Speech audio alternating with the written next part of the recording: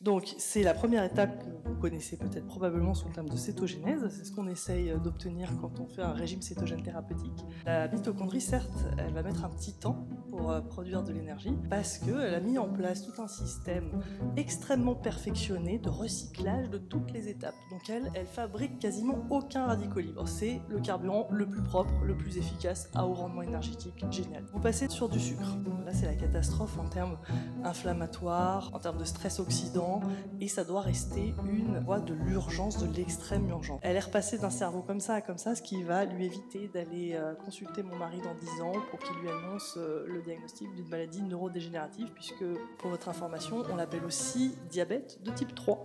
Vous allez peut-être trouver ça fou, bon ça tombe bien, on est en psychiatrie, nous on aime ça la folie.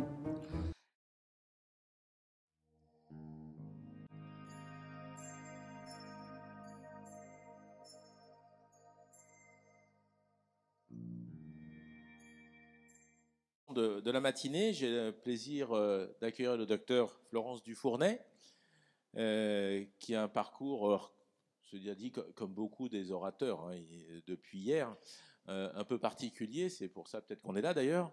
On se pose des questions, on est atypique. Florence a commencé par être sage-femme pour devenir ensuite médecin et même psychiatre. Donc voilà. Puis comme ça lui suffisait pas comme parcours, elle a décidé de développer de la psychiatrie métabolique. Alors, je ne vais pas vous définir ce que c'est, puisqu'elle va vous le détailler. On est vraiment très heureux de pouvoir comprendre et surtout apprendre et comment tu pratiques cette psychiatrie métabolique, parce que le cerveau, évidemment, c'est nos émotions, etc. Mais ça reste aussi, Philippe va pas me contredire, de la chimie et de la physique. Et moi j'ai quelques amis psychiatres qui soignent les dépressions uniquement par des compléments alimentaires et autres, et pas seulement par de la psychothérapie. Voilà. Donc ça c'est moi ce que j'en comprends et ce que j'en connais, mais maintenant on va découvrir beaucoup plus avec Florence.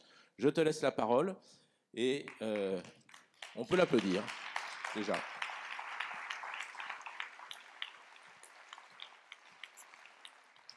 Merci pour cet accueil. Alors bonjour à tous, je m'appelle Florence Dufournay, je suis donc médecin psychiatre spécialisée en psychiatrie métabolique et aussi en psychothérapie de pleine conscience, qu'on appelle aussi le mindfulness. Et j'ai également une thèse de science en pharmacologie clinique. Alors la pharmacologie clinique, c'est l'étude du médicament chez l'homme, et j'ai eu la chance de pouvoir participer à des essais cliniques y compris de développement du médicament, et puis bien sûr toute la recherche clinique, que ce soit épidémiologique, etc. Et aujourd'hui, j'ai le plaisir de vous parler de ce que je fais, la psychiatrie métabolique. Alors je voudrais remercier les membres de ce congrès de m'avoir invité à vous parler de cette spécialité qui est assez nouvelle, on va dire. Enfin, vous verrez pas tant que ça, en fait.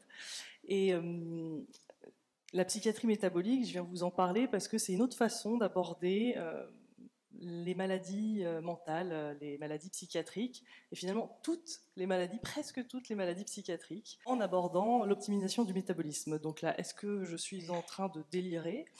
Est-ce que vraiment on peut trouver un point commun à toutes les maladies psychiatriques ? Bon, ce serait un comble pour un psychiatre de délirer, mais voyons. Je vais commencer par vous parler de deux histoires. Deux histoires, on commence par Martha. Martha, 32 ans, quand elle vient me consulter, elle vient me voir parce qu'elle souhaite arrêter son antidépresseur qu'elle a déjà depuis plusieurs années, le Zoloft. Donc du coup, on reprend son histoire ensemble. Martha, en fait, rencontre la psychiatrie déjà dès sa plus tendre enfance, en maternelle. Les maîtres, déjà, alertent les parents de Martha en lui disant qu'ils la trouvent bizarre. Bizarre surtout au niveau du comportement. Elle a tendance à faire des gestes répétitifs d'alignement qui ont l'air un petit peu obsessionnels, et puis surtout elle favorise ça au détriment des interactions avec les autres. Donc il consulte un spécialiste, et ce premier spécialiste pose le diagnostic de trouble obsessionnel compulsif, TOC. Les parents souhaitent un deuxième avis, donc ils vont consulter en même temps, à la même période, un deuxième spécialiste qui, lui, va avoir un diagnostic complètement différent, celui du trouble du spectre autistique de type syndrome d'Asperger, qui veut donc dire qu'il n'y a pas d'atteinte des fonctions intellectuelles, puisque Martha, par ailleurs, a un développement psychomoteur totalement normal. Bon, très bien. Au niveau psychomoteur, tout va bien, et là, il n'y a pas grand-chose à faire au niveau thérapeutique à cet âge-là. Il faut laisser le temps pour voir comment ça va évoluer. Donc Martha continue de grandir et les problèmes vont continuer à arriver. Donc là, on arrive en primaire et de nouveau, les enseignants vont dire aux parents que ça ne va pas avec Martha. Martha est tout le temps isolée dans son coin, elle ne parle pas aux autres, elle fait même l'objet de moqueries. C'est même difficile pour les enseignants de vraiment communiquer avec elle. C'est comme si elle ne s'intéressait pas à ce qu'ils lui disaient. Elle n'est pas là. Mais bon, par ailleurs, elle est très, très, très douée dans ce qu'elle fait. Les acquisitions sont très bonnes. En fait, c'est même la première de l'école. Mais bon, donc du coup, il consulte à nouveau un spécialiste qui là pose un nouveau diagnostic qu'elle va garder d'ailleurs toute son enfance et son adolescence, celui de déficit attentionnel, le fameux TDAH, dans le cas de Martha, sans hyperactivité. Donc généralement, quand il n'y a pas d'hyperactivité, on évite de donner des traitements médicamenteux. Donc il n'y a pas de traitement instauré et la prise en charge, ma foi, s'arrête là. Et on informe l'école que Martha est différente. Ok, donc Martha poursuit sa scolarité et les problèmes se poursuivent avec l'entrée au collège, où là, cette fois-ci, c'est Martha qui va se plaindre d'être anxieuse, d'avoir peur. Elle ne veut plus aller à l'école par moment, elle refuse d'aller à l'école tellement elle ne supporte pas les interactions quand il y a trop de monde. Les gens, elle n'arrive pas à les comprendre, elle n'arrive pas à se faire comprendre d'eux, et ils sont souvent méchants avec elle. Par moment, elle ne veut pas y aller. Donc il consulte à nouveau, et là, le spécialiste va parler de troubles anxieux, type généralisé, un TAG, trouble anxieux généralisé. Donc là, le retentissement n'est pas vraiment énorme et elle est encore très jeune, elle a 12 ans, donc on n'aime pas mettre des médicaments à cet âge-là. Donc il dit qu'éventuellement, si ça s'aggrave, on pourra envisager une psychothérapie. Et puis évidemment, ça s'aggrave avec la montée en charge de ce que demandent les interactions sociales au niveau scolaire. Donc là, on lui demande de faire des présentations devant la classe. Donc là, c'est la catastrophe, c'est impossible, tout bonnement. Et elle va même avoir l'apparition de nouveaux symptômes de type diarrhée lorsqu'elle est en situation de stress. Donc elle va devoir courir aux toilettes, sinon elle a vraiment peur de se faire dessus. Et ça lui fait tellement peur maintenant qu'elle est obligée d'élaborer des stratégies d'évitement en fonction des situations sociales. Quand elle rentre dans une pièce, de voir où est-ce que sont les portes de sortie pour contrer ce symptôme. Donc là, elle retourne voir un spécialiste qui lui ajoute de nouveaux diagnostics. Alors certes, ils font toujours partie de la famille des troubles anxieux, mais ils sont spécifiques chacun. On peut avoir l'un sans l'autre, indifféremment. Donc il lui diagnostique une phobie sociale compliquée d'un syndrome de l'intestin irritable. 14 ans, n'aime toujours pas instaurer beaucoup de traitements médicamenteux, donc il lui propose une psychothérapie, donc elle essaye, et puis elle essaye sur quelques séances, mais ça marche pas bien, donc elle laisse tomber, et puis elle va continuer sa scolarité. Elle rentre au lycée et elle essaye de s'adapter comme elle peut à ses soucis par rapport à cette phobie sociale. Et des fois, elle va avoir des hauts et des bas avec l'adolescence. Par moments, elle va enchaîner des périodes où elle va pas être bien, avoir quelques idées noires, un vague à l'âme, plus trop envie de vivre. Ses parents un petit peu inquiets la ramènent consulter et là, le professionnel va parler de troubles de la personnalité de type borderline. Les parents ne sont pas trop favorables à un traitement, Martha non plus, et puis en fait il n'existe pas de traitement spécifique pour un trouble de personnalité, donc on en reste là, elle essaye quand même, elle réessaye un autre type de psychothérapie, mais ça lui plaît pas trop, elle accroche pas trop.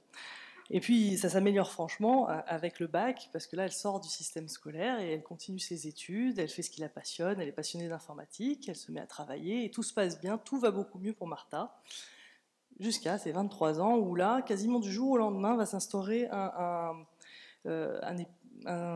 syndrome de tristesse intense avec un ralentissement des idées, elle a du mal à se bouger, elle a plus envie de se lever, elle a plus faim et elle se met à avoir des idées noires vraiment très intenses. Elle ne sait pas d'où ça vient, donc elle consulte en urgence. Et là, le psychiatre lui dit que c'est un épisode dépressif. Il est quand même d'intensité modérée, peut-être un peu sévère vu les idées noires, qu'il faut instaurer un traitement. Donc, il démarre le fameux traitement qu'elle a quand elle vient me voir, l'antidépresseur, le Zoloft. Très bien. Elle répond rapidement au traitement, en quelques semaines, quelques mois. Vraiment, tous les symptômes s'amendent et elle a l'impression de redevenir elle-même. Donc elle est super contente. En 4 mois, c'est réglé. Donc au bout de 6 mois, elle demande à son psychiatre envisager une décroissance pour enlever ce traitement parce qu'elle n'aime pas les traitements. Et très bien, ils envisagent ça, ils font ça de façon progressive, mais là ça devient une catastrophe. Elle fait beaucoup de symptômes de sevrage et puis surtout tout revient en flèche, les idées noires, la tristesse, et elle est presque traumatisée par cette rechute. L'arrêt du traitement était pourtant très progressif. Évidemment, ils remettent en urgence le traitement et ils ne le touchent plus. Elle ne veut plus le toucher et elle a peur de l'enlever. Il se passe 2 ans et elle a trop peur de l'enlever, elle ne veut plus le toucher, elle a trop peur que ça revienne.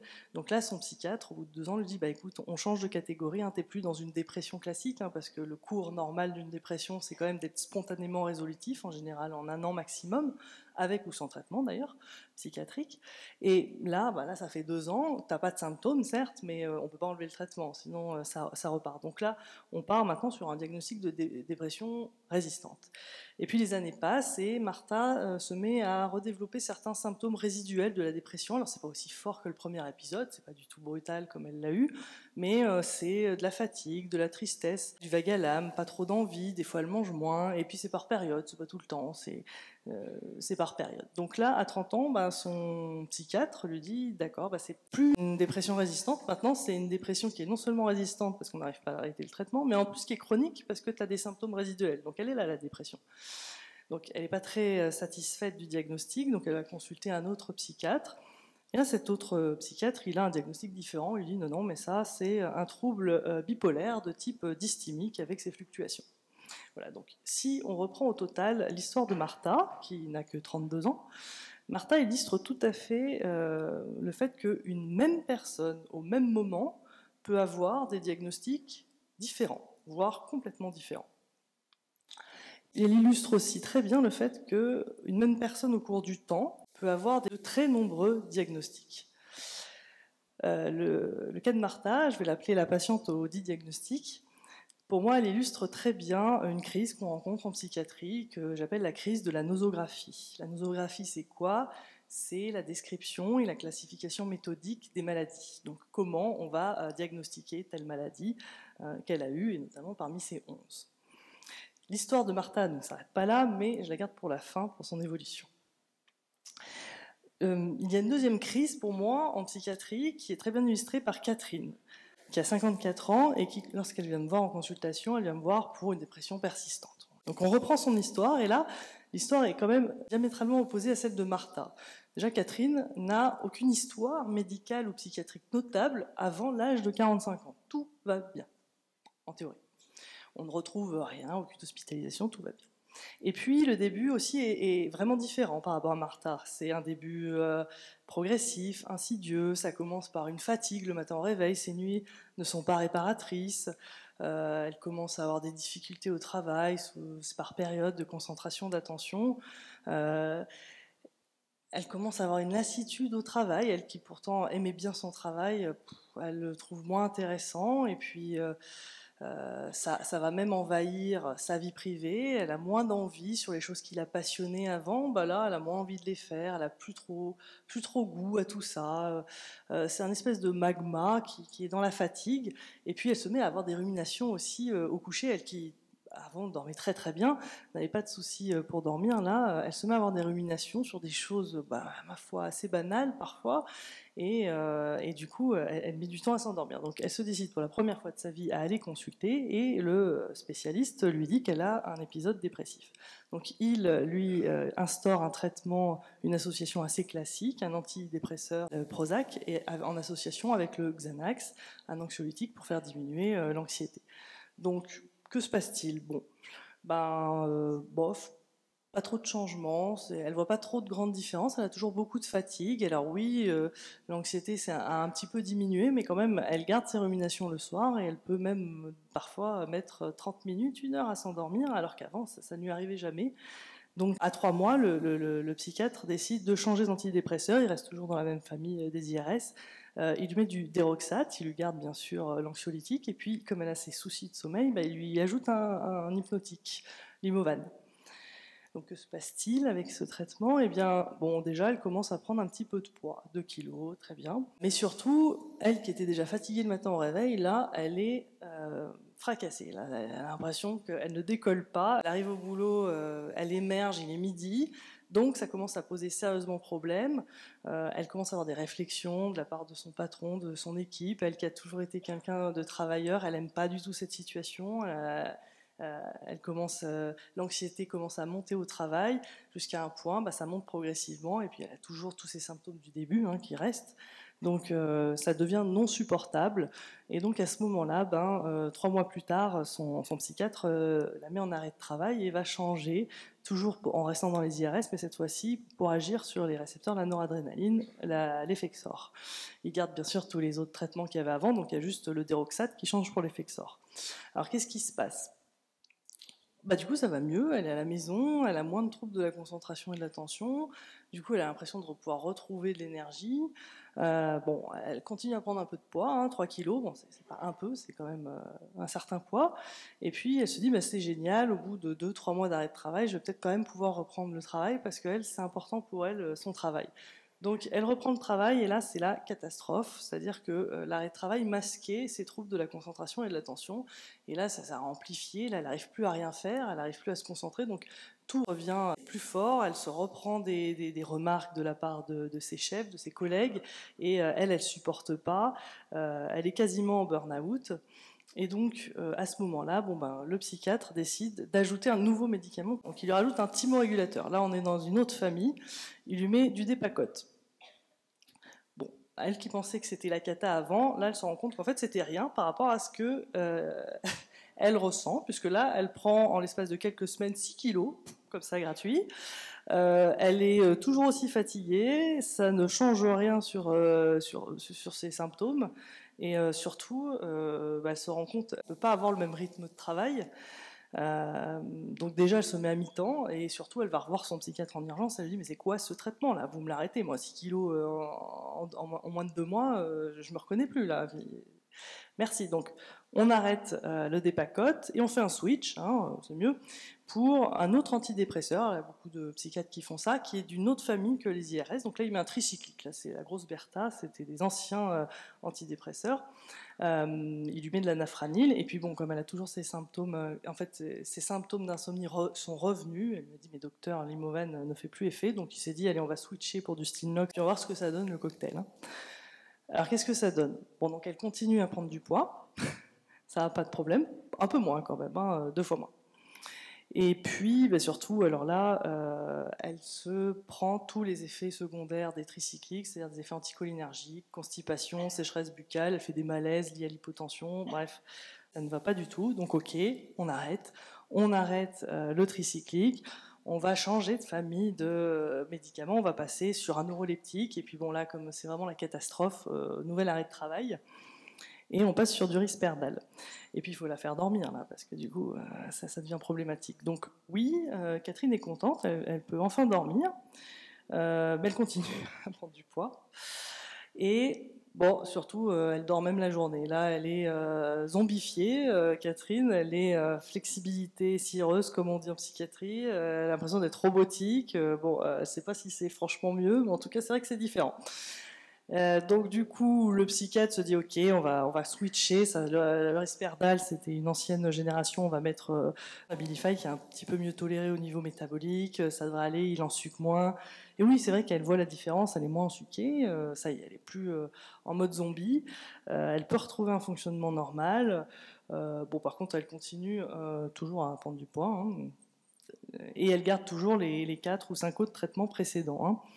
Et puis comme c'est quelqu'un qui est battante, qui aime bien son travail, elle veut reprendre le travail. Donc là, cette fois-ci, elle prend les devants, elle passe à tire-temps, comme ça, elle est tranquille. Il y a quand même moins de pression. Et puis, finalement, à 36 mois de sa première consultation avec ce psychiatre pour dépression, une nouvelle maladie est diagnostiquée. Elle a un diabète de type 2. Donc, en plus de sa dépression. Au total, Catherine, qui est un cas qui est en apparence assez opposé au premier cas dont je vous ai parlé, puisque un seul diagnostic qui va la suivre pendant les 9 ans de la prise en charge, on ne va pas déroger de ce diagnostic.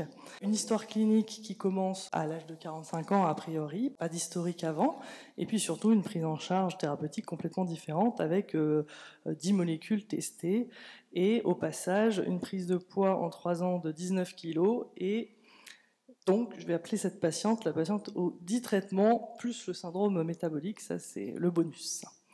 Et cette patiente illustre bien pour moi la crise que l'on rencontre en psychiatrie, mais pas que dans ce domaine-là, d'ailleurs dans d'autres spécialités médicales, que j'appelle la crise de la thérapie.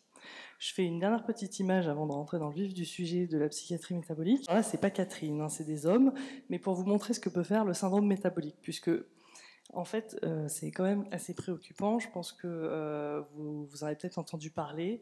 C'est quelque chose qui augmente. Et dans cette salle, peut-être que certaines personnes se sont vues entendre dire par leur médecin qu'ils commençaient à avoir un syndrome métabolique. Donc, une étude récente, par exemple, aux États-Unis, sur les 15 dernières années, montre que 9,5 Américains sur 10 ne sont pas sains d'un point de vue métabolique. Ça veut dire quoi? Ça veut dire que soit ils sont déjà dans le cas de Catherine, avec le syndrome métabolique, soit ils sont quasiment. Ils ont beaucoup d'indicateurs qui disent que ça va basculer dans pas longtemps. Et qu'est-ce que ça implique, ce diagnostic de syndrome métabolique? Et bien, quand on vous fait une imagerie de type PET scan, donc c'est une imagerie où on va marquer de façon radioactive le glucose pour voir où est-ce qu'il est consommé par les organes. Et l'organe le plus consommateur de glucose en dehors des cancers, c'est le cerveau. Et alors là, on voit bien à gauche, voilà, ça c'est le PET scan de quelqu'un de normal, et ça fixe aussi dans les voies urinaires, c'est pour calculer le temps d'élimination du médicament. Donc on voit que là, le cerveau, waouh, il consomme tout le glucose, il n'y a pas de problème, même si le glucose n'est pas le substrat préférentiel de la cellule, on va le voir par la suite. Là, en tout cas, quand il y en a, il le mange. Et qu'est-ce qui se passe quand on a un syndrome métabolique? Vous pouvez voir que là, le cerveau est totalement éteint. Totalement éteint, ça veut dire que c'est un cerveau qui souffre, c'est un cerveau qui souffre beaucoup. Donc le syndrome métabolique, ça a beaucoup de conséquences et ça va venir aggraver un problème qui déjà était présent au niveau du cerveau. Je ferme la petite parenthèse et pour résumer donc cette mise en bouche sur la psychiatrie métabolique, si on résume, on a Martha, 10 diagnostics d'un côté, Catherine, la patiente aux 10 traitements. Donc la question que je me pose et que je vous pose, serait-il possible que la patiente au dit diagnostic, que tout semble opposé à la patiente au dit traitement, ait finalement un point commun? Dit autrement, serait-il possible que finalement n'importe quel symptôme psychiatrique soit finalement simplement l'expression d'une souffrance cérébrale qui traduirait un problème commun? Vous allez peut-être trouver ça fou. Bon, ça tombe bien, on est en psychiatrie, nous on aime ça la folie. Et cette folie, je vais l'appeler, si ça marche, la crise métabolique. Voilà, donc c'est de ça dont on va parler sur la suite de la présentation, la crise métabolique. D'ailleurs, je vois qu'il faut que je me dépêche, là, parce que j'ai un peu traîné sur les cas cliniques. Donc, j'espère que vous avez pris suffisamment de café pendant la pause, parce que là, on va rentrer un petit peu dans le mécanisme énergétique des cellules, donc ça peut piquer. Mais rassurez-vous, j'ai essayé d'introduire un petit peu de comparatif, d'analogie. Donc, pour vous décrire comment fonctionne le métabolisme d'une cellule, j'ai voulu prendre l'analogie avec une voiture. Et une voiture, on va dire, pour caricaturer, il y a 3 dimensions qui vont lui permettre de bien fonctionner. La première qui s'affiche, c'est le carburant. Évidemment, pas de carburant dans le réservoir, votre voiture ne risque pas d'avancer. Bon, au niveau cellulaire, c'est pareil. Et le carburant, bon, on va appeler ça de l'énergie pour l'instant, mais vous inquiétez pas, on va rentrer dans le détail. La deuxième dimension qui va vous permettre de faire fonctionner votre voiture, ça va être la pédale d'accélérateur, et puis accessoirement la pédale de frein. Mais vous avez beau avoir du carburant dans votre réservoir, si vous appuyez pas sur la pédale d'accélérateur, votre voiture ne va jamais avancer. Donc ça, au niveau de la cellule, ça va se représenter par nos hormones. Toutes nos hormones, et moi, celle qui m'intéresse le plus, on va dire, c'est les hormones stéroïdiennes, thyroïdiennes, et l'insuline aussi. Voilà. Donc, troisième dimension, ça va être l'entretien de votre moteur qui va passer par vérifier que vous avez un bon niveau d'huile pour pas serrer le moteur, pour bien qu'il fonctionne. Ça, c'est pas du carburant, c'est des petits trucs à côté qui vont aider au bon fonctionnement. Et maintenant, la cellule, c'est pareil, on va avoir besoin de vitamines et de minéraux. Alors, si on va un peu plus en profondeur en accélérant, s'il vous plaît. Je ne suis pas aidée par la technologie. Alors, si on va un peu plus en profondeur sur le carburant, qui est la dimension la plus importante pour le métabolisme de nos cellules, puisqu'on parle souvent de métabolisme énergétique, et l'énergie, c'est le carburant. On continue avec l'analogie de la voiture, mais cette fois-ci, on va prendre une voiture hybride. Alors je sais, l'image prête un peu à confusion, mais c'est une voiture ancienne qui a été hybridée. Et donc, Votre voiture hybride, elle va avoir deux possibilités pour le carburant. Soit elle va pouvoir utiliser un carburant propre, qui est représenté par l'électricité, soit elle va pouvoir utiliser un carburant qui encrasse son moteur et qui la fait vieillir prématurément, qui va être représenté par l'essence. Et bien, ça va être pareil au niveau de vos cellules. La cellule a deux types de carburants principaux. Les graisses, qui est le carburant propre, et puis les sucres, qui est un carburant qui encrasse la cellule. Donc le carburant propre des graisses, en quoi il pourrait agir au niveau du métabolisme en termes de disponibilité, comment on va se servir de ce carburant, quelles sont nos réserves de ce carburant, c'est-à-dire en dehors des repas, on n'est pas tout le temps en train de manger heureusement, mais en dehors des repas, il y a nos cellules, toutes les cellules de notre organisme doivent fonctionner, donc elles doivent avoir de l'énergie. Donc il faut qu'elles aillent puiser dans des réserves, nos réserves dans le corps, donc où se situent nos réserves en fonction du carburant. Et enfin, un peu vite. Le rendement énergétique, quelle va être la différence entre ces deux types de carburant. Donc si on prend les graisses, eh bien, la particularité des graisses, c'est que la disponibilité n'est pas immédiate, elle va nécessiter une transformation qui va prendre un petit peu de temps. Au niveau des réserves, là par contre, elles sont importantes, pour ne pas dire infinies. Je vais illustrer ça, mes petits propos juste après, mais je pense que vous voyez où je veux en venir.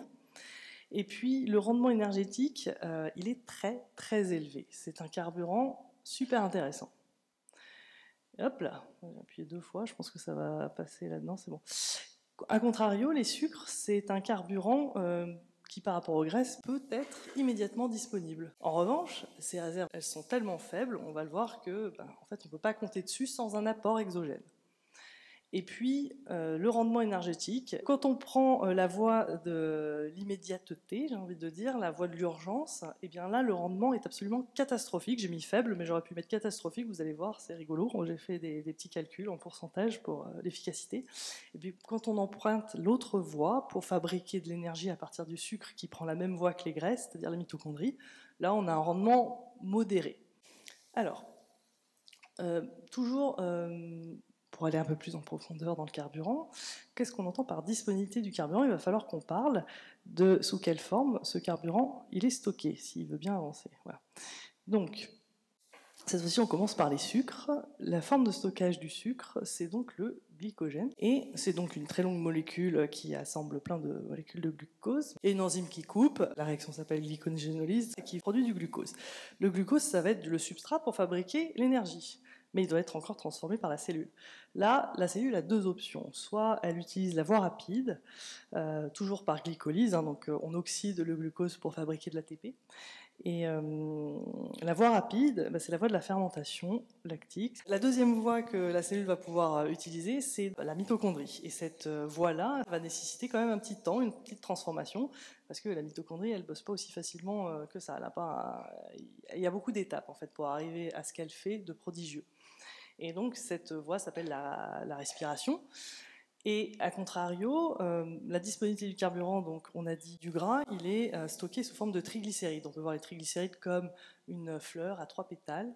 Donc une fleur à 3 pétales avec le centre qui est représenté par un glycérol, et les 3 pétales, ce sont les 3 petits acides gras là que vous voyez en accordéon. Donc pareil, comme pour le glycogène, il y a une enzyme qui vient couper, schlac, lipolyse, elle libère un glycérol et 3 acides gras. Bon là, 2 possibilités. Soit on est un organe pénible, comme le cerveau, le cœur ou les reins d'ailleurs. Et donc là, les acides gras, vous voyez, c'est comme des troncs d'arbres. Et eux, non, faut quand même pas déconner, faut leur prémâcher le travail. Ils peuvent pas intégrer des troncs d'arbres comme ça. Donc il y a une petite étape qui va passer par le foie, et c'est le foie qui va faire le boulot de couper ces gros troncs d'arbres en bûches, parce que les organes compliqués, ils ont qu'une cheminée, eux, ils ont besoin de petites bûches. Donc c'est la première étape que vous connaissez peut-être probablement sous le terme de cétogénèse. C'est ce qu'on essaye d'obtenir quand on fait un régime cétogène thérapeutique. C'est cette étape-là qu'on peut mesurer du coup par la production des corps cétoniques par le foie, dont le corps cétonique prépondérant c'est le BHB. Et puis la deuxième étape, évidemment, une fois qu'on a les cétones, ils sont circulants dans le sang, ils peuvent passer partout. On l'a très bien vu dans la précédente présentation, ça diffuse librement à travers les membranes, c'est super fun, rapide, tout va bien, ça va direct à la mitochondrie. Et là, on va produire de l'énergie, mais c'est quand même en fait, le problème, c'est que c'est la mitochondrie qui est lente, parce que vous allez voir, il y a plusieurs étapes dans la mitochondrie, contrairement à la fermentation lactique. Et puis il y a un deuxième organe qui est moins pénible, c'est les muscles. En gros, les muscles, ils chantent cette étape-là, c'était ce qui était barré. Lui, il a déjà toute la centrale prévue. Lui, c'est une menuiserie, donc les troncs, allez-y les gars. Moi, je vous les coupe en bûchettes, c'est parfait. En plus, il a ses propres réserves de triglycérides. Alors, elles sont faibles, mais il n'a pas besoin de les capter dans le sang, donc lui, il est autonome. Donc on peut avancer. Ah oui, toxicité du carburant, voilà. Parfait, stop. Donc, pour revenir sur la toxicité du carburant, quand je parlais de propre versus qui encrasse, eh bien, en fait, la mitochondrie, certes, elle va mettre un petit temps pour produire de l'énergie, mais parce qu'elle a mis en place tout un système extrêmement perfectionné de recyclage de toutes les étapes. Donc, elle fabrique quasiment aucun radicaux libres. C'est le carburant le plus propre, le plus efficace, à haut rendement énergétique. Génial. Vous passez sur du sucre. Le sucre qui a ses deux voies. Si vous prenez la voie identique au corps cétonique, c'est la mitochondrie. Et là, déjà, on est dans un carburant qui encrasse et qui fabrique beaucoup de radicaux libres. Il n'est pas très adapté, en fait. Et on va voir qu'il a un plus faible rendement. Si vous utilisez la voie de la fermentation lactique, bon, là, c'est la catastrophe en termes inflammatoires, en termes de stress oxydant, et ça doit rester une voie de l'urgence, de l'extrême urgence. C'est voilà, c'est la voie du fight or flight. C'est pas tous les jours qu'on a un tigre à dents de sabre qui veut nous faire la peau. Donc c'est à ce moment-là qu'on déstocke, on a notre glycogène pour pouvoir avoir une contractilité plus forte et aller plus vite. En termes de réserve, je vous disais, on n'a pas de réserve de glycogène et c'est tout le problème. Donc bon, je vous passe un petit peu les muscles, parce que les muscles, ils gardent tout ça pour eux. Hein. Ils sont là pour nous sauver s'il y a un tigre, hein, donc eux, ils sont là pour nous faire courir. Et donc l'autre zone de stockage, on va dire la seule dont on peut parler, parce qu'il n'y a que le foie qui va pouvoir nourrir les autres organes, toutes les autres cellules du corps que les muscles, sur les stocks de glycogène. Et les réserves du foie sont très faibles, c'est 100 grammes de glycogène. Donc ça représente environ, si on ne faisait rien de la journée, métabolisme au repos total, on pourrait tenir 24 heures sur son stock de glycogène de 100 grammes dans le foie. D'où l'intérêt, si vous avez déjà entendu parler du jeûne, de dépasser 24 heures, parce que c'est là qu'on va assécher ces réserves de glycogène, c'est là qu'on va avoir enfin les effets bénéfiques du jeûne. Je passe, petite parenthèse. Du côté de nos réserves du gras, donc tout le monde connaît les célèbres adipocytes qui ne semblent pas avoir de limite de stockage. Mais il n'y a pas qu'eux d'ailleurs qui peuvent stocker des triglycérides. Donc on a dit la forme de stockage chez les triglycérides dans les adipocytes. Et là, ça paraît infini. Je vous ai mis une échelle de grandeur pour juste vous montrer à quel point on peut faire peur. Bon, prenons un individu qui n'est pas en surpoids, on va dire 1m75, 70 kg. Quand vous avez enlevé le poids des os, des muscles, des organes, de la peau et du sang, vous enlevez 55 kg. Et tout le reste, c'est déjà du gras. Donc ça fait 15 kg. Et après, tout le poids supplémentaire qu'il va prendre, peut-être qu'il va prendre un microscopique bout de muscle, mais c'est pas toujours le cas d'ailleurs. Hein. Des fois, c'est les personnes obèses qui sont le plus dénutries et le plus sarcopéniques en fait. Bref, petite parenthèse. Eh bien, une personne qui va dépasser ce poids, tout ça, ce sera du gras. Tout le poids supplémentaire, ce sera du gras, stocké dans les adipocytes ou dans les organes. C'est ce qu'on appelle la graisse intraviscérale. Et il semble ne pas y avoir de limite, parce que si on avance la diapositive, je vous ai mis à titre d'exemple pour rigoler un peu, voilà ce que j'ai pu trouver sur Internet Wikipédia. Donc le record du monde serait détenu par une personne qui fait 727 kg, hein, donc vous enlevez les 55 kg, ouais, peut-être 60, on va arrondir, et tout le reste, c'est des stocks de gras. Alors, ce n'est pas vérifié, donc on ne sait pas si c'est vrai, mais on l'enlève, les 8 autres, ça va quand même de plus de 600 kg à plus de 500 kg. Donc, quand je vous dis que ça peut dépasser les 100 kg, ce n'est pas une blague. Donc, voilà pour nos réserves. Diapo suivante, on aborde le dernier point, le rendement énergétique, très important aussi pour comprendre quelles vont être les implications pour l'énergie en général. Et donc, si on prend une molécule de glucose, une molécule de cétone, donc ça c'est le carburant de base, une de chaque, si on part par la mitochondrie, donc la voie à haut rendement énergétique, elles vont toutes les deux passer donc par le cycle Krebs, la chaîne respiratoire, et produire environ 30 ATP. Bon, je ne suis pas là pour débattre le nombre exact d'ATP, mais en gros, ça va être la même quantité. Sauf que c'est très intéressant parce que 30 ATP, vous voyez que cette molécule-là est bien plus petite que celle-là. Et qu'est-ce qu'on brûle pour faire de l'oxydation et de l'énergie? C'est des carbones. Donc si on ramène au poids, au nombre de carbone, donc au poids, on va dire, pour simplifier, eh bien là, elle est un tiers plus grande. Vous pouvez avancer. Voilà. Donc en fait, on a un rendement énergétique avec une cétone de plus 33% par rapport Ah, si on utilise du sucre. Et alors là, c'est la cata si on passe par la voie de l'urgence, je vous en parlais tout à l'heure. Donc fermentation lactique, on chinte la mitochondrie. Là, on ne produit plus que 2 ATP. Et donc là, si on s'amuse à comparer, on divise par 16 le rendement par rapport à cette même molécule qui passerait par les mitochondries. En gros, les cétones, il y a plus de 1200% de rendement énergétique en comparaison à la fermentation lactique. Donc on voit bien que quand même, il ne faut pas tout le temps l'utiliser celle-là, hein, parce qu'elle est pas terrible, si on peut avancer. Et puis voilà, là j'intègre par rapport à ce que je vous disais sur le syndrome métabolique, on va avoir aussi une petite donnée à prendre en compte, c'est que lorsque l'on sécrète de l'insuline en quantité suffisante, parce qu'on a toujours une sécrétion basale minimale, hein, toutes les hormones sont nécessaires à la vie, elles sont vitales, mais on va dire que dès qu'on passe le seuil, qu'on a trop de sucre, eh bien l'insuline va bloquer cette voie-là de fabrication d'énergie. En fait, elle va tout simplement aussi bloquer le déstockage. Donc à partir du moment où vous sécrétez de l'insuline, vous bloquez le déstockage et vous n'avez plus accès à cette voie-là. Voilà, c'est fini. Donc après, vous êtes dans cette voie-là et vous choisissez entre ça et ça, on peut avancer. Maintenant, on va voir la pédale d'accélérateur, mais ça allait beaucoup plus vite, hein, parce que c'était le carburant le plus important. Donc, j'ai pris 2 exemples, hein, si j'ai le temps de faire les deux. Donc, les hormones stéroïdiennes, aldostérone, cortisol, progestérone, elle est où elle est là, testostérone, oestradiol, elles sont importantes, autant chez l'homme que chez la femme, pas dans des quantités identiques évidemment, mais elles sont tout autant importantes. La femme doit avoir de la testostérone et l'homme doit avoir certains taux de progestérone, oestrogène, mais pas trop non plus. Eh bien, le précurseur commun de ces hormones, c'est la prégnénolone. La prégnénolone, très bien, c'est un précurseur hormonal qui nécessite d'avoir un substrat. Diapo suivante. Le substrat, il porte le nom de cette famille, qui sont les hormones stéroïdes. Donc c'est un stérol, c'était le stérol le plus important dans le règne animal, et c'est le cholestérol.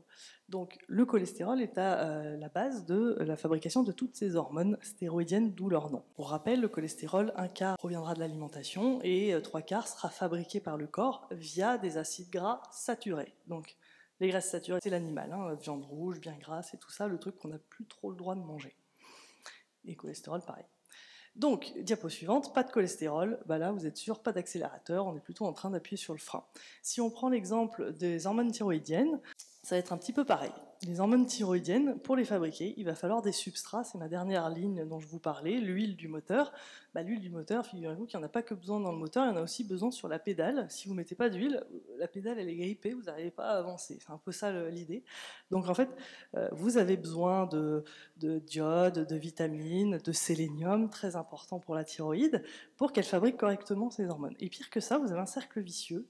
Thyroïde fabrique ses hormones, et derrière, évidemment, on sait à peu près tous qu'il y a un rétrocontrôle au niveau de l'hypophyse, mais ce qu'on a tendance à oublier, c'est que l'hypophyse est lui-même sous contrôle du cerveau, de l'hypothalamus. Donc imaginons que vous, déjà, vous êtes en hypo ou en hyper, en souffrance, en dysthyroïdie, ça fait souffrir votre cerveau.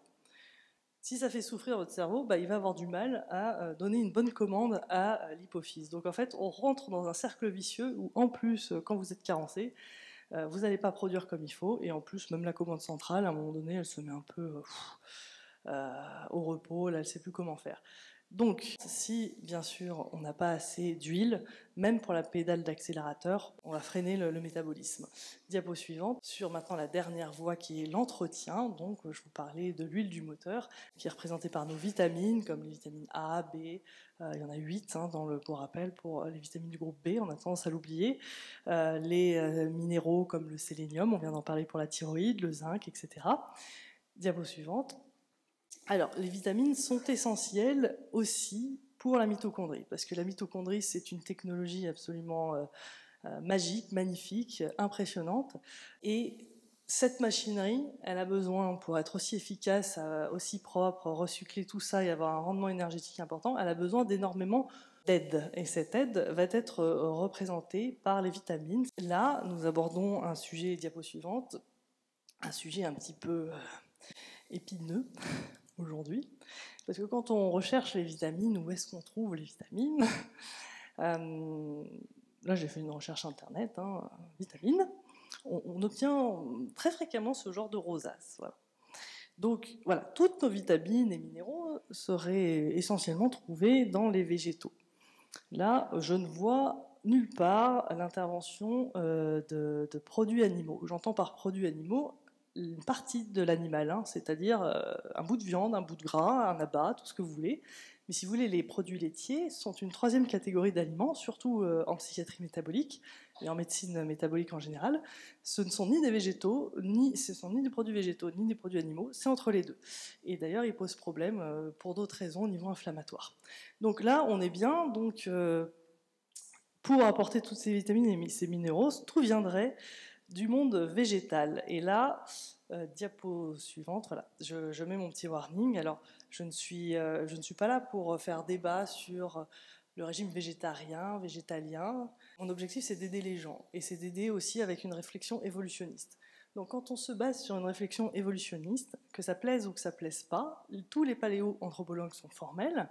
Homo sapiens, hein, depuis 300 000 ans, notre patrimoine génétique n'a quasiment pas bougé. Hein, les grandes mutations génétiques, il y en a eu quelques petites avec la lactase, mais c'est rien à l'échelle de ça. Les anthropologues sont formels. Homo sapiens, c'est un carnivore obligatoire, virgule, omnivore facultatif.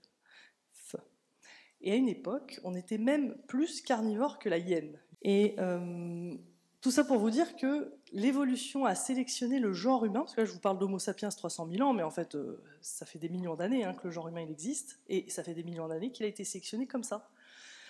Il a été sélectionné pour manger la base principale, et obligatoire pour survivre, à long terme j'entends, c'est des produits animaux.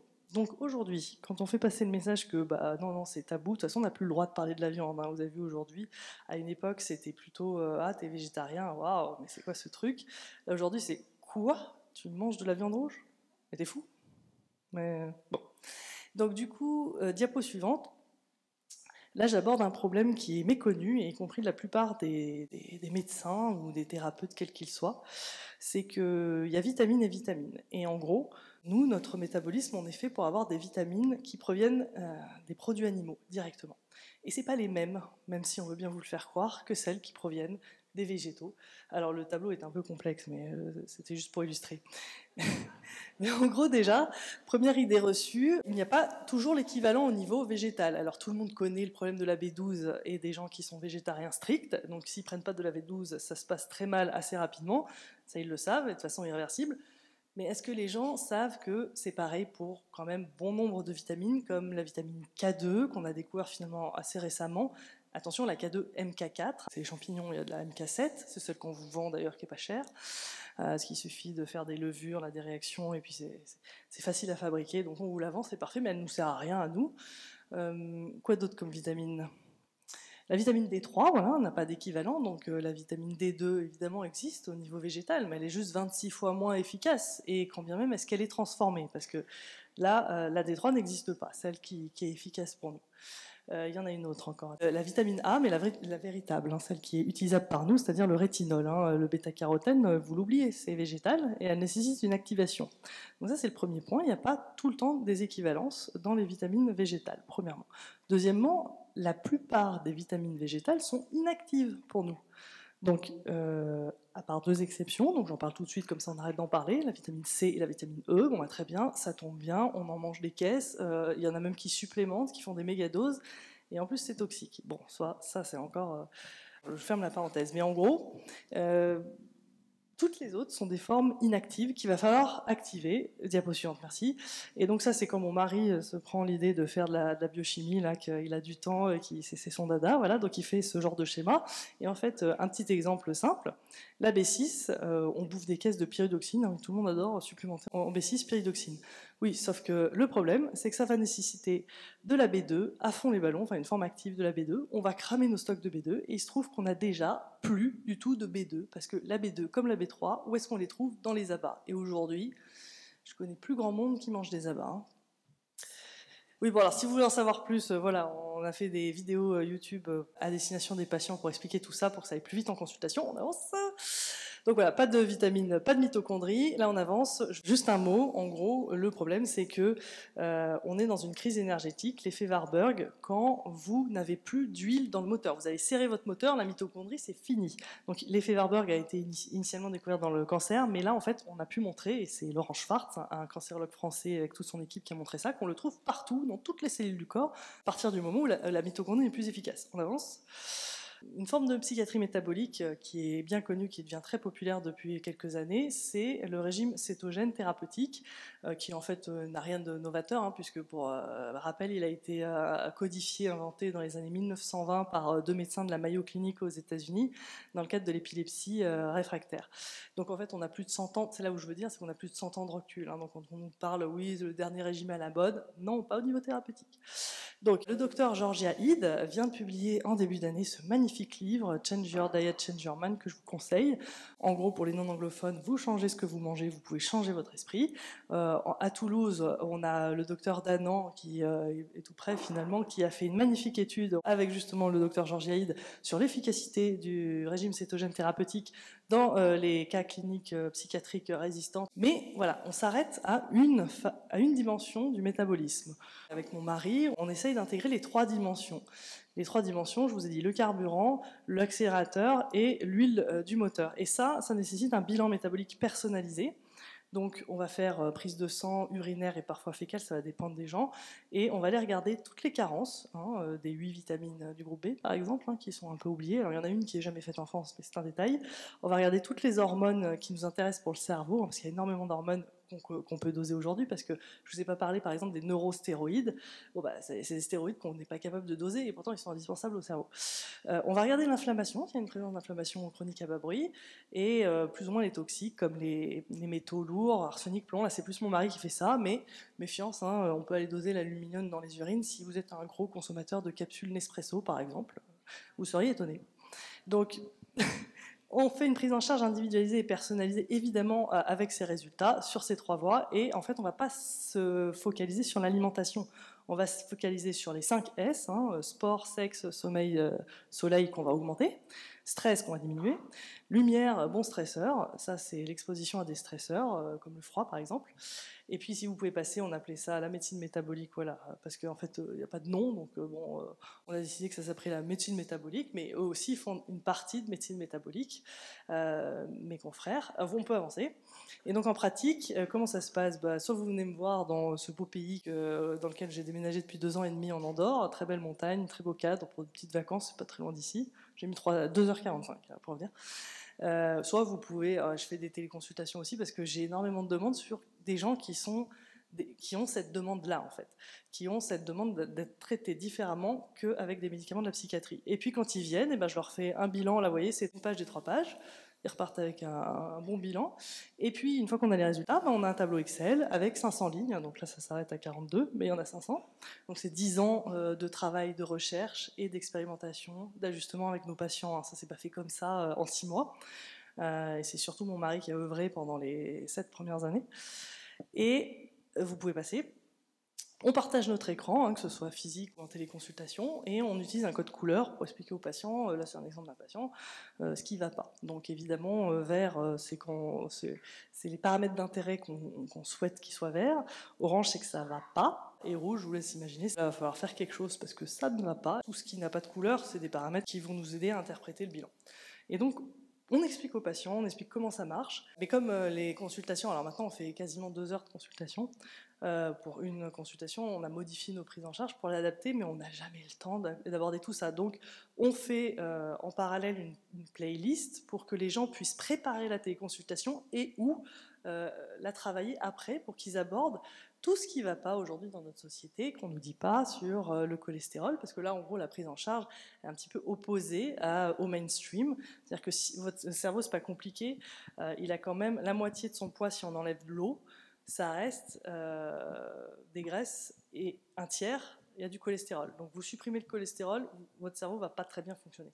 On va être obligé de conclure. Voilà, mais je crois que c'est la dernière. Bon, parfait. Alors passez tout, parce que quand même, vous avez peut-être envie de savoir qu'elles sont devenues. Oui, c'est ça la question que je posais. Voilà. Alors passez tout, parce que comme ça, on les voit toutes les deux d'un coup. Stop, comme ça les gens peuvent lire. Donc Martin, en fait, du coup, on lui a diagnostiqué avec l'analyse métabolique un leaky gut, c'est un syndrome de l'intestin perméable et une inflammation chronique à bas bruit. Évidemment, beaucoup de carences, ça, tous mes patients. Il n'y a aucun patient jusqu'à présent qui a fait cette analyse qui était sain au niveau des vitamines, donc ce petit message, voilà.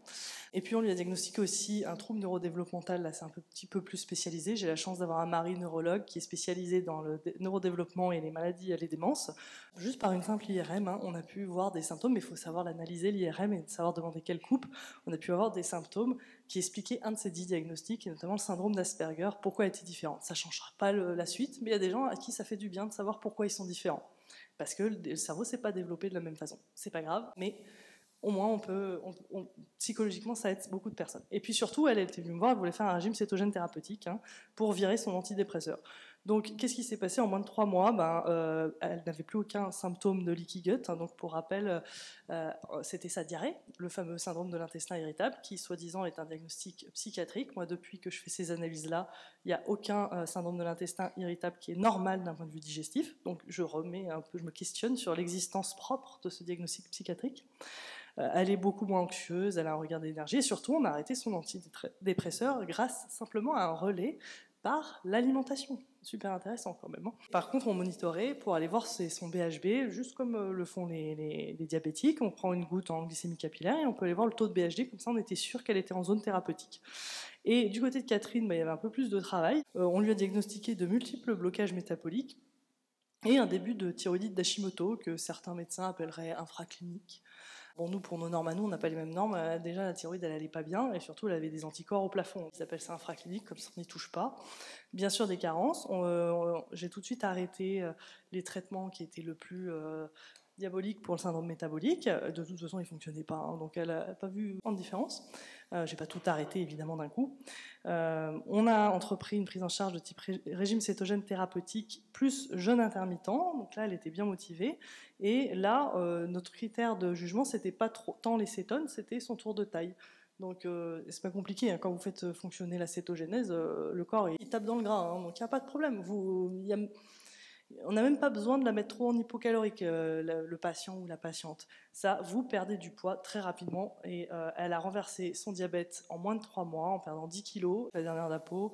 Je vous dis juste que grâce à ce qu'elle a fait, Catherine, elle est repassée d'un cerveau comme ça à comme ça, ce qui va lui éviter d'aller consulter mon mari dans 10 ans pour qu'il lui annonce le diagnostic d'une maladie neurodégénérative, puisque, pour votre information, on l'appelle aussi diabète de type 3. Voilà. Merci beaucoup, c'était absolument passionnant.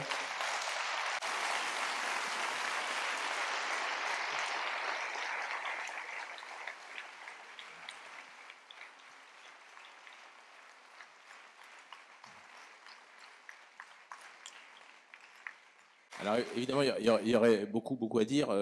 Au départ, c'est vrai, franchement, quand on t'écoutait sur la description de tes 2 cas cliniques, c'était vraiment toute la tristesse de ce suivi médical fait d'étiquettes et de non-traitement, quoi. C'était vraiment un peu dramatique à écouter. On se dit mais c'est possible, et pourtant c'est la vraie vie que tu nous as décrit. Et puis derrière, évidemment, ce chemin passionnant dans le métabolisme, parce que voilà, moi c'est des choses que je fais aussi depuis longtemps. Tu vas me dire si je me trompe, mais il y a des études qui ont montré que les gens qui avaient un cholestérol trop bas faisaient plus de dépression et de suicide. Oui, et surtout beaucoup plus de démence. Voilà. Ouais. Réhabilitation, effectivement, d'une alimentation diversifiée, y compris carnée. Bon, ça ne veut pas dire qu'il faut jeter les végétaux. D'ailleurs, dans le régime cétogène, on peut garder des végétaux. On a aussi, tu le sais certainement, dans la région toulousaine, une des diététiciennes les plus spécialisées dans le régime cétogène, qui est Magali Valkovitz, qui a écrit des livres, alors elle s'est beaucoup plus intéressée au cancer, puisque son dernier livre est sur cancer et régime cétogène. C'est encore un autre domaine, mais finalement tout ça se recoupe. D'ailleurs, le cholestérol et le cancer, ça se recoupe aussi. Et c'est pas étonnant, puisque on l'a dit, la membrane cellulaire, c'est le cerveau de la cellule.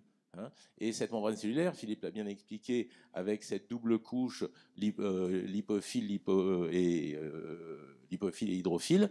Et au milieu de tout ça, ces molécules de cholestérol qui sont des stabilisants de membrane.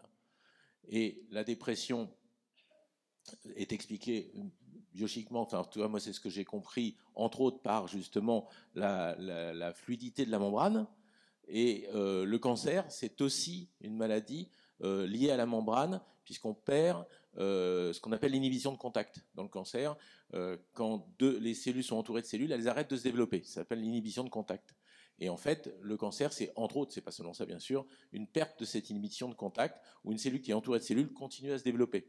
Et c'est lié à une altération de la membrane, et entre autres, c'est lié à la carence en cholestérol.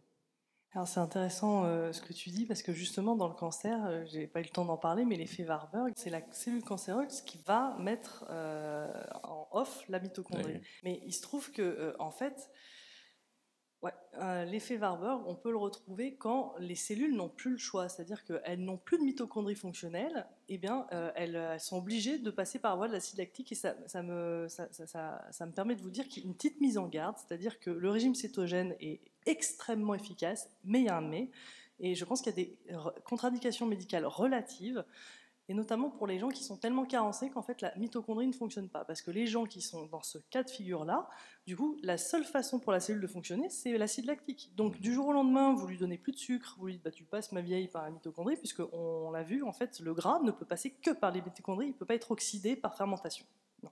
Niet. Donc du coup, eh ben, on a potentiellement des gens, et ça on le retrouve sur les réseaux sociaux, on l'a nous en témoignage de patients en téléconsultation, qui s'aggravent, mais de la folie quand ils passent en régime cétogène. Les gens les plus motivés qui arrivent d'emblée à avoir une cétogenèse élevée, ils se mettent à perdre leurs cheveux par poignée, les symptômes psychiatriques sont hyper aggravés, confusion, sommeil, enfin tout s'aggrave, et en fait on voit qu'on est obligé de repasser par une case où on corrige les carences. Le docteur Georgia Ide, elle fait tout par la nutrition, et donc du coup elle est plus sévère que moi, parce qu'elle a un protocole où l'alimentation c'est strict. Le paléo, elle a sa définition du paléo, et elle va aller jusqu'au keto qui est plutôt carni, et du carni strict, et elle remonte comme ça. Moi je pense qu'il y a une façon plus facile, c'est de supplémenter, déjà d'aller voir ce qui ne va pas, de supplémenter, et puis d'adapter en fonction des gens aussi, parce que comme tu le dis, moi je ne refuse pas de traiter les gens qui sont végétariens, c'est un choix de vie, je le respecte, j'ai rien à dire là-dessus.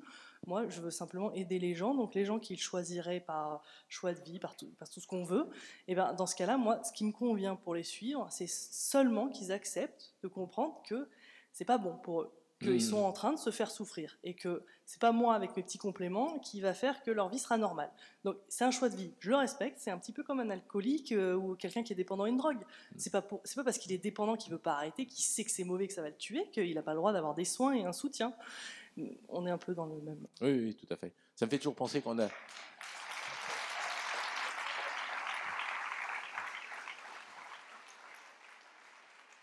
Quand on a ces discussions, ça me fait toujours penser à Robert Masson, dont on a parlé hier avec Fabien, que j'ai vraiment bien connu, et qui était un peu rejeté par certains naturaux, parce que lui a toujours dit qu'il fallait avoir une alimentation diversifiée et carnée, et c'était un bon mangeur de viande, et il est évident que ça fait partie de notre histoire, comme tu l'as rappelé, et que voilà, c'est très respectable le végétarisme, mais lui s'était rendu compte qu'à chaque fois qu'il voyait des crudivoristes, des gens trop végétariens, en fait, c'est des gens qui grignotent tout le temps parce qu'ils ont faim, et en fait, ils ont aussi un certain nombre de pathologies. Par contre, c'est important, je crois, ce que tu dis sur les risques d'effets secondaires du régime cétogène, et moi, tu me diras ce que tu en penses, mais je dis à mes patients, le régime cétogène, c'est un régime déséquilibré pour des gens malades. C'est ma façon d'exagérer, mais je n'ai jamais, et pourtant je l'utilise régulièrement, j'ai la joie de travailler avec Laurent Schwartz depuis plusieurs années, c'est un très bon ami, je n'ai jamais prescrit un régime cétogène à quelqu'un qui va bien. Ce n'est pas un régime équilibré, un régime cétogène pour moi. C'est un régime excessif et thérapeutique, comme tu l'as dit d'ailleurs, tu as utilisé le mot thérapeutique, pour des gens qui ont des maladies qui nécessitent une cétose. Je ne sais pas ce que tu en penses. Alors, bon, on va peut-être pas être d'accord sur ce. Oui, voilà, mais bon, il faut forcément qu'on ait des avis divergents. Heureusement, Après tout, heureusement, c'est voilà, comme ça qu'on progresse. Donc oui, non, là où nos chemins peut-être s'éloignent un petit peu, c'est que d'un point de vue juste d'avoir une réflexion évolutionniste, en fait, c'est le régime le plus adapté à notre corps depuis des centaines de milliers d'années et des millions d'années. Qu'aujourd'hui on ne puisse pas le faire pour des raisons écologiques, X ou Y, machin, tout ce que vous voulez, c'est une chose. Mais c'est le régime, si les cellules ont le choix, elles vont choisir. Le cerveau va choisir à plus de 85% les cétones. Vous lui mettez du sucre en même temps que des cétones, il en a rien à fiche du sucre, c'est les cétones. C'est le carburant par défaut, c'est le carburant préférentiel, c'est le carburant qui nous permet de survivre parce qu'on a jeûné toute notre histoire, on passait des semaines sans manger. D'ailleurs, les religions pas pareil. Ça, c'est pas pareil. Mais non, mais qu'est-ce qui nous permet de jeûner? C'est aussi les stocks de graisse, parce que là, si on fait la glycémie, elle est tout à fait normale. Alors aujourd'hui, une glycémie en jeûne, c'est entre 0,5 et 0,6, Et quand vous montrez une glycémie comme ça, les médecins vous disent « Ah mon Dieu, vous êtes en coma et tout ». Ben, je peux vous dire, j'ai fait 5 jours de jeûne, je me suis porté très bien, pas de souci. Alors, on se retrouve parce que je ne prescris jamais de régime cétogène à quelqu'un en bonne santé, mais je prescris des jeûnes par contre. Parce que, et effectivement, je suis tout à fait d'accord. Je pense qu'une partie de l'efficacité du jeûne, c'est le passage en cétose. Et c'est tout ce qui se passe effectivement comme détox derrière, etc.